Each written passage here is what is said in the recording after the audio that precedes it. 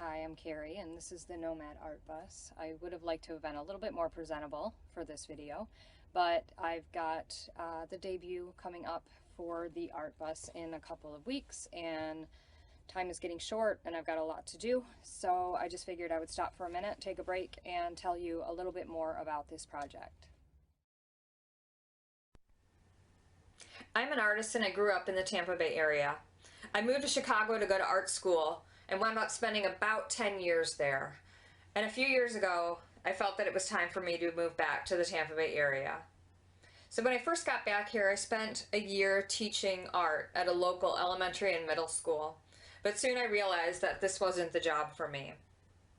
It wasn't that I didn't like teaching, but so much of the job had nothing to do with teaching. And what bothered me the most was that the arts seemed to take such a low priority at my school. I know we have to teach the value of the arts if we want them to continue to be appreciated and supported in our community. But what was happening at my school seemed to be the opposite of this. I resurrected an idea I had had years ago of converting a bus into an art studio. But this time I reframed it based on the belief that access to arts programming should be truly inclusive. I thought this should be a public studio that could go neighborhood to neighborhood, bringing arts program to people who couldn't or wouldn't have it otherwise. And that's how NoMad Studio was born. I spent the rest of the school year planning for this project, and when summer came, I knew it was time to take the little bit of money I was able to save and buy a bus. Then something really incredible happened. As a result of a chance conversation, the owners of an auto repair shop in Venice, Florida, donated a former Arlington Transit bus to the project. And suddenly, what had just been an idea became a reality. And we had some work ahead of us. I've had some great volunteers helping me convert the bus, and we're just about finished to the point where we can start using it, but there's still some work that will have to be done after that, as time and money allow. And we still have to stock it with really good quality art supplies. If you'd like to support this project, there are several things you can do to help. Spread the word and come out to see us at events. We post to social media as NoMad Art Bus. You can hire us for private events like birthday parties, company picnics, and family reunions. You can buy something from us. We currently have t-shirts for sale, and we plan to add more merchandise as we grow. And we're always looking for volunteers to help out at events and on work days. And of course, we can always use money, and we promise that every cent is put to good use. Thanks for your support, and we hope to see you out on the road really soon. Boucher, and I founded NoMad Studio. Thinking about a name for the organization, I knew it was a really important thing to get right, and so I spent a lot of time really brainstorming. The idea of it being a studio and it being mobile, and the word nomad came to me, and I thought that was I love the idea of being a nomad, especially a nomadic art organization. And NoMad is actually an acronym for Neighborhood Oriented Mobile Art and Design Studio. Yeah. Studio is a nonprofit based here in the Tampa Bay area, and our mission is to bring art to all people. To me, my favorite part about this whole project has been the community response.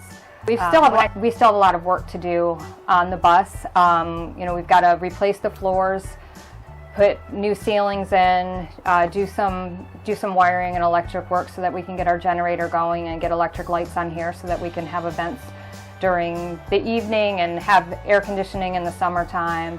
Right now we have t-shirts available for sale. People can go online and buy t-shirts that help go towards the project, and we'll also be starting a crowdfunding project in the relatively near future. So contributing to that would go toward getting the bus where we want it to be. So in the bigger picture, what I hope to accomplish with NoMad Studio is to have our community come together and pass our gifts of our talents of our artists on to the next generation so that we can continue that cultural tradition, that local cultural tradition.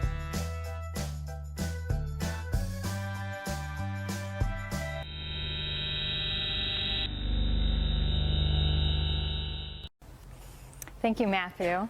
And like Matthew said, my name is Carrie Boucher, and I'm an artist. As you might guess, by being an artist, creativity has been a central theme in my life for my entire life.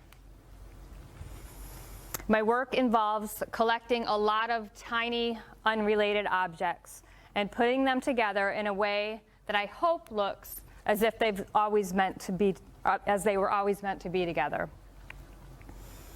Mine is a very intricate and labor-intensive process, and sometimes when people look at my work, they ask me how it was possible. So I guess through my work, I've kind of accidentally stumbled upon a way of making seemingly impossible things a reality. Today, I'm going to tell you about how my creativity led me to start the most impossible project of my life. But first, I want to talk to you about your creativity and about the rules. Because it's through creativity that you can make seemingly impossible things a reality, but only if you know which rules to break. I believe that each of us is born with a creative spirit. It's the voice of our hearts, the voice of our souls that speaks only to us. And I believe it is what makes us each uniquely who we are. When we are young, we believe that anything is possible because we're listening to that inner creativity, and we haven't yet begun to learn the rules. The older we get, the more that belief that anything is possible begins to erode because we start to learn the rules. Some of the rules are really direct, and they come from life experience. For example, when you're on a swing, you have to keep pumping your legs or you'll stop moving. Or when you're on a two-wheel bike, you have to keep moving or you'll fall. Other rules come to us from people, like parents, good friends, and good teachers. And those are good rules to listen to because they help us to get along in society. They teach us things like how to stay safe, how to be courteous, and how to be a good friend. Then there are those rules that can be good but aren't always. They come to us from everywhere. People in school, social media, magazines, TV, movies, games, you name it. And those rules communicate things to us like what we should look like and what we should wear, what and who we should like and not like, and what society expects of us. And sometimes following some of those rules can make us less us. And sometimes those rules start to limit our creativity. It happens in tiny, almost imperceivable ways in the beginning. For example, you take a creative risk and do something a little bit different, and somebody tells you you did it the wrong way.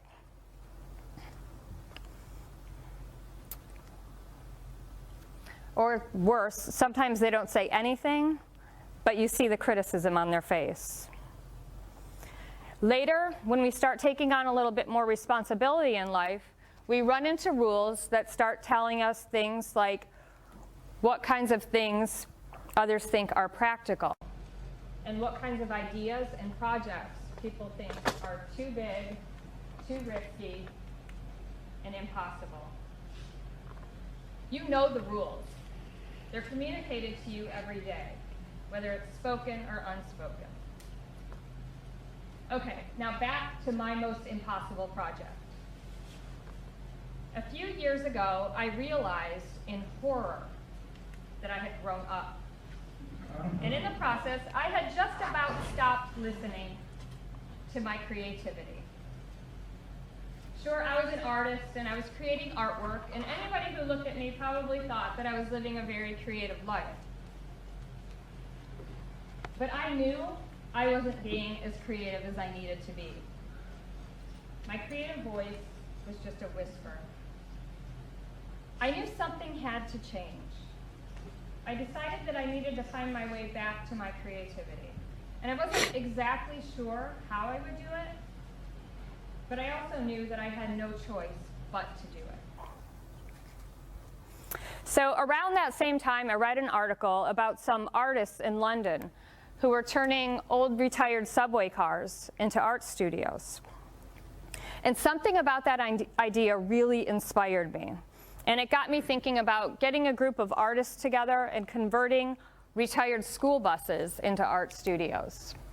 And I had this dream of traveling the country in this artist caravan, making and selling artwork to fund the trip, to buy our food, to buy our gas.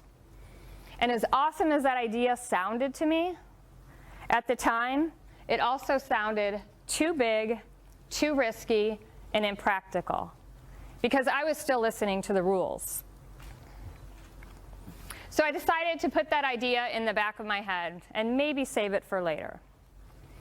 In the meantime, I got a job as an art teacher, and that was very safe, according to the rules. I loved teaching. I loved being creative every day and having all the tools and supplies of art making around me.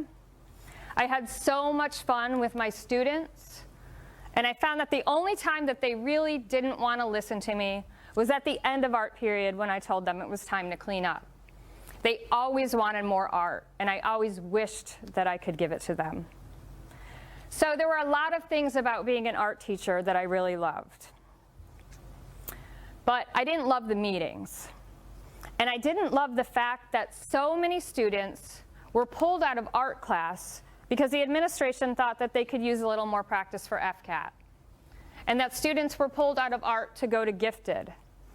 And every once in a while, when a student got in a lot of trouble in school, they were pulled out of art as a form of punishment. And even though I guess they had done something wrong, I still didn't think that was right. I didn't think it was fair that anybody be pulled from art class. I believed that everybody who wanted to participate in art should be able to, and art class is for everybody, and that there are no exceptions. But these were the rules.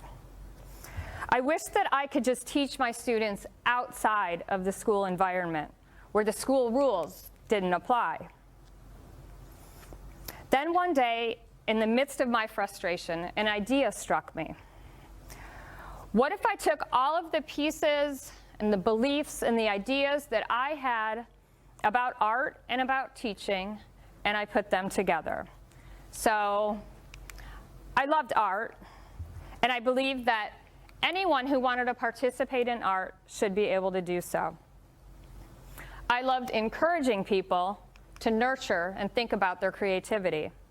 And I love the idea of a studio on a bus. When I put these pieces together, a light bulb went off in my head. And that's the spark of inspiration that we're talking about today. I finally understood that mobile studio that I had dreamed of was never supposed to be just my studio. It was supposed to be a studio for anyone and everyone who wanted to participate in visual creativity.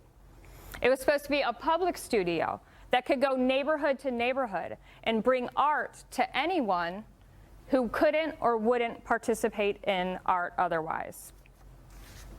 I was inspired. I really wanted this to happen. Right away, I started a task list in my head. I needed to buy a bus, get it insured, learn to drive it, find a place to park it, pull all of the insides out of it, build a classroom inside of it, buy art supplies, find a whole bunch of people who wanted to take art lessons.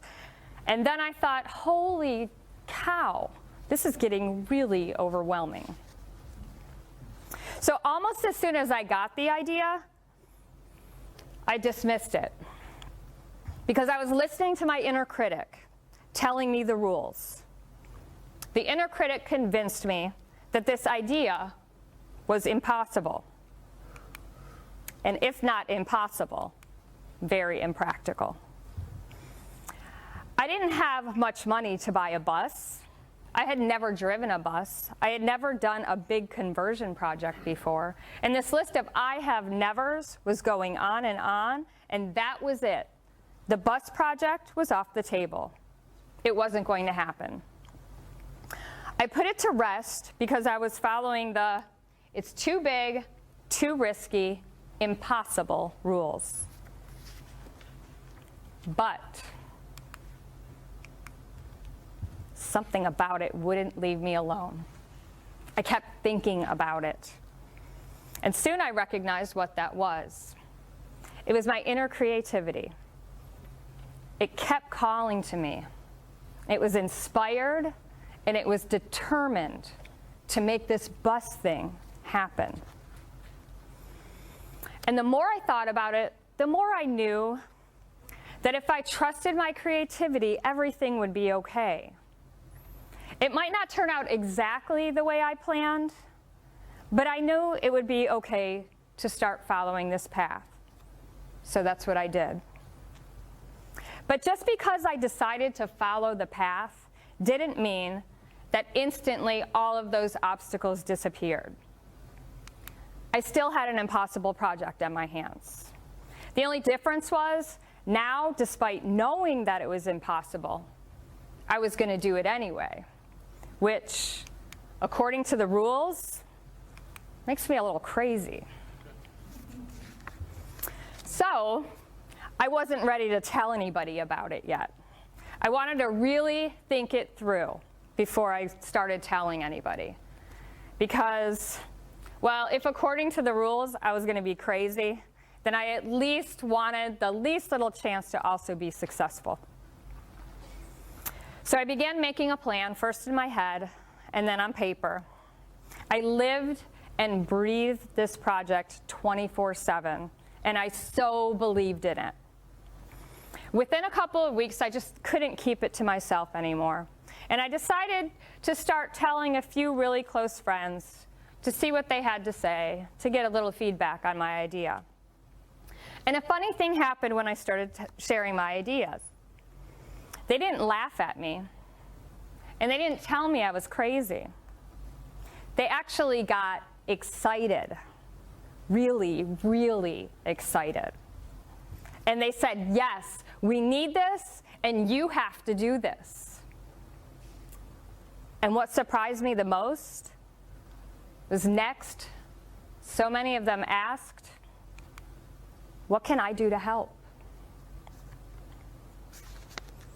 I didn't expect the help. The help was the wild card that has made this impossible project possible. Originally, when I was thinking about the project, I was imagining doing the entire thing myself. And I was right that if I had been doing the entire thing myself, it would have been impossible. But the more people I told, the more it became clear that this project was a lot bigger than just me, and that the community would come together and help make this thing happen because they believed in it just as much as I did. And that is an incredible thing. Let me tell you, it is an unbelievable and humbling and beautiful thing to trust your creativity enough to act upon it, even if it means breaking the rules, and then to have an entire community come together and help you achieve your vision. I decided to call it the Neighborhood-Oriented Mobile Art and Design Studio, or simply NoMad Studio. The word kept spreading and offers of help kept coming in. And then a truly amazing thing happened. A few of the most generous people I've ever come across in my life donated the most unique bus to the program, a former Arlington Transit bus. And in that moment, What was just an idea became a reality. And so many people have been beyond generous with their time, with their efforts, with their energies, and with their hearts. Spending hot summer hours on the bus, working away to make it what we all know it can and will be. And help continues to pour in. It seems that whenever I need something for the project, it's there. It almost seems as if the art bus is willing itself into existence. The impossible art bus. So let's go back really quick and talk about the rules one more time. When people criticize other people's big creative ideas, it's because they're trying to get them to follow the rules. And when this happens, a lot of creative people begin to lose confidence in their creative abilities. They'll dismiss an idea even before they put it out there for fear of what people will think or what people will say. Or they begin to reshape their creativity to fit within the framework of what others expect of them. But predictable creativity never amazes anyone because it's what everyone expects. So when you're exercising your creativity and someone suggests that your ideas are wrong or too big, too risky, or impossible, I want you to realize what is happening. And more than anything else, I want you to realize that you have a choice. That it is in that moment that you can decide for yourself which rules you're going to follow and which you're going to ignore. So now I have to ask you, what is your impossible project? Thank you.